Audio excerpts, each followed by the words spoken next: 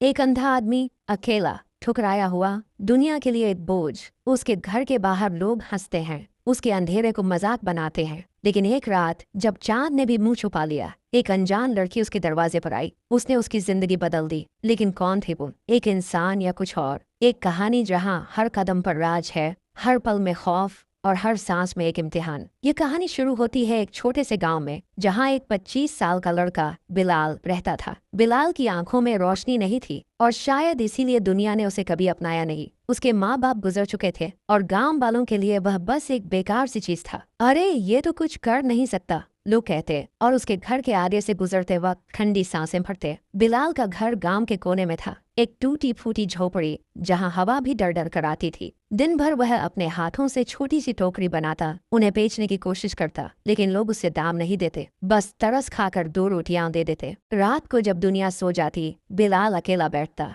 अपनी आंखों के अंधेरे में खुद से बातें करता। अल्लाह, क्यों मुझे ऐसा बनाया? क्या मेरा वजूद सिर्फ दर्द के लिए है? लेकिन एक दिन कुछ ऐसा हुआ जो उसके अंधेरे को हमेशा के लिए बदल गया। क्या था वह पल? एक आवाज, एक साया, या शायद वो शख्स जिसने उसकी जिंदगी में रोशनी भर दी। एक शाम जब सूरज ढल चुका था और गांव में सन्नाटा छा गया था, बिलाल अपनी झोपड़ी के बाहर बैठा था। हवा में एक अजीब सी ठंडक थी और दूर कहीं कुत्तों की आवाजें गूंज रही थी। तभी उसने एक हल्की सी खनक सुनी, जैसे कोई छोटी सी घंटी बज रही हो। उसने कान लगाए, लेकिन आवाज बंद हो गई। फिर एक छोटी सी आवाज आई, नरम, मासूम, लेकिन थोड़ी सी अलग। भैया पानी चाहिए? बिलाल चौंक गया। ये आवाज किसकी थी? गांव में कोई उसे भैया नहीं कहता था। वह बोला, कौन हो तुम? यहाँ क्यों आई? लेकिन जवाब में बस एक हल्की सी हंसी सुनाई दी और फिर उसने अपने हाथों में कुछ ठंडा महसूस किया, एक लोटा पानी का। मैं बस यहीं से गुजर रही थी, उस लड़की ने कहा। देखा आप अकेले बैठे हो, सोचा मदद कर दूं। बिलाल के दिल में एक अजीब सा सुकून आया, लेकिन साथ ही सवाल भी।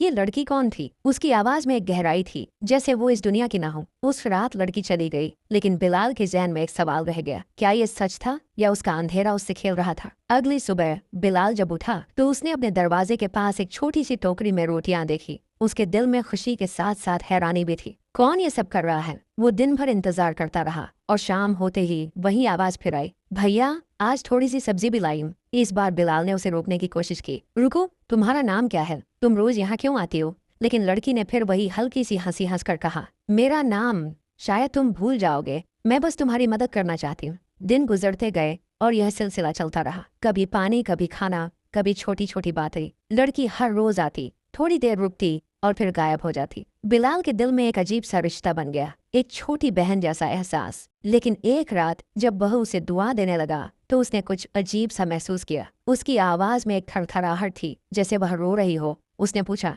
क्या हुआ? लेकिन जवाब में सिर्फ सन्नाटा था। क्या छुपा रही थी वह लड़की? क्या था उसका राज? एक रात जब बिलाल सो रहा था, उसे अजीब सी आवाजें सुनाई दी, जैसे कोई धीरे से रो रहा हो या फिर हवा में किसी के बोल। वह उठा, लेकिन कुछ समझ नहीं आया। सुबह जब वह बाहर आया तो उसने महसूस किया कि उसके घर के आसपास कोई परिंदा भी नहीं चहक रहा था। गांव के कुत्तों ने भौंकना बंद कर दिया था और एक अजीब सी खामोशी छा गई थी। बिलाल को लगा शायद यह उसका वहम है। लेकिन फिर एक दिन जब लड़की आई तो उसने एक अजीब सी बात कही। वह बोली, भैया यहाँ के लोग मुझे पसंद नहीं करते, तुम मुझसे दूर रहना चाहो तो कह दो। बिलाल हैरान रह गया। गांव वालों का इससे क्या लेना देना? उसने पूछा, लेकिन लड़की चुप हो गई। उसी दिन शाम को गांव का एक बुजुर्ग आदमी, कासिम चाचा, बिलाल के घर आया। उसने बिलाल को चेतावनी दी, बिलाल यहाँ कोई लड़की आती है ना तुम्हारे पास, उसे दूर रहो, ये इलाका साफ नहीं है, लोग कहते हैं यहाँ जिन्नात का बसेरा है। बिलाल के दिल में एक सहम सी उठी, क्या सच में वो लड़की कुछ और थी? कासिम चाचा के जाने के बाद बिलाल के जहन में एक पुरानी बात याद आई, एक गुनाह जो उसने शायद भुला दिया था। जब वह छोटा था उसके बाप ने एक वादा किया था, गांव के एक गरीब खानदान की लड़की से बिलाल की शादी का। लेकिन जब बिलाल की आंखों की रोशनी चली गई तो उसके बाप ने वो रिश्ता तोड़ दिया। वो लड़की और उसका खानदान गांव छोड़कर कहीं दूर चले गए और कहते हैं उस लड़की की माँ ने बद्दुआ दी थी, तुम्हारा बेटा भी अंधेरा देखेगा जैसे मेरी बेटी ने दुख देखा। बिलाल के दिल में एक सवाल उठा, क्या यह लड़की उसी गुनाह का हिसाब लेने आई थी? उस रात जब वो लड़की आई, बिलाल ने पूछा, तुम कौन हो? सच बताओ। लेकिन लड़की ने कोई जवाब नहीं दिया, बस एक लंबी सांस ली और चुपचाप चली गई। उसके जाने के बाद बिलाल ने अपने घर में एक अजीब सी खुशबू महसूस की, जैसे कोई फूलों का गुलदस्ता रखा हो, लेकिन उसी में कहीं एक ठंडी सी लाश की मौजूदगी का एहसास भी। क्या वो बद्दुआ अब जाग उठी थी? अगली सुबह गांव में एक हंगामा मच गया। एक जवान लड़का आसिफ, जो अक्सर बिलाल का मजाक उड़ाया करता था,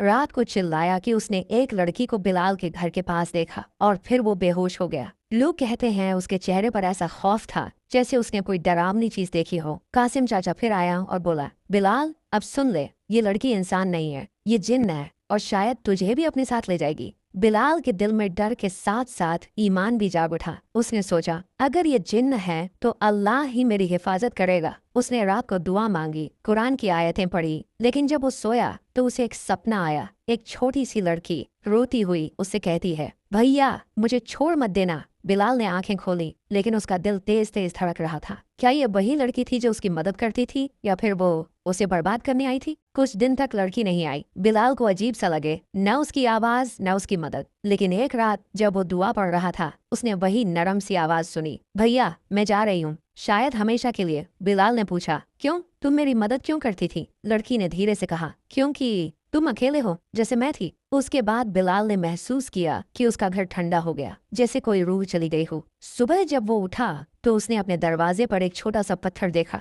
उस पर एक अजीब सा निशान था, जैसे कोई पुरानी जबान का हरफ। क्या ये लड़की का आखिरी निशान था या अब भी कुछ और बाकी था? बिलाल के घर के बाहर अब सन्नाटा नहीं था, लोगों की आवाजें गूंज रही थी। आसिफ के साथ जो हुआ उसके बाद गांव वालों में खौफ फैल गया। कहते हैं आसिफ जब होश में आया तो उसने चिल्ला कर कहा, वो लड़की, उसकी आंखें, वो इंसान नहीं थी। लोग बिलाल को शक की नजरों से देखने लगे। कोई कहता ये अंधा जादू करता है, तो कोई बोलता उसके घर में शायद जिन्नात रहते हैं। एक रात जब बिलाल अपनी झोपड़ी में बैठा था, उसने बाहर से तेज कदमों की आवाज सुनी। गांव का एक शोरगुल वाला लड़का जावेद अपने 2 दोस्तों के साथ आया। जावेद ने चिल्लाकर कहा, बिलाल बाहर निकल, तेरी वजह से ये सब हो रहा है। उस लड़की को बुला, हम उससे खत्म करेंगे। बिलाल के दिल में डर तो था, लेकिन उसने अपनी आवाज मजबूत की और बोला, मैं किसी को नहीं बुलाता, जो अल्लाह की मर्जी वही होगा। जावेद गुस्से में अंदर घुस आया और बिलाल को धक्का दिया। तभी एक अजीब सी हवा चली, तेज, ठंडी और बदबू से भरी। जावेद के दोस्तों ने चिल्लाना शुरू किया, ये क्या है? और फिर एक चीख गूंजी। जावेद का एक दोस्त इमरान जमीन पर गिर गया। उसके चेहरे पर लाल निशान थे, जैसे किसी ने उसे जला दिया।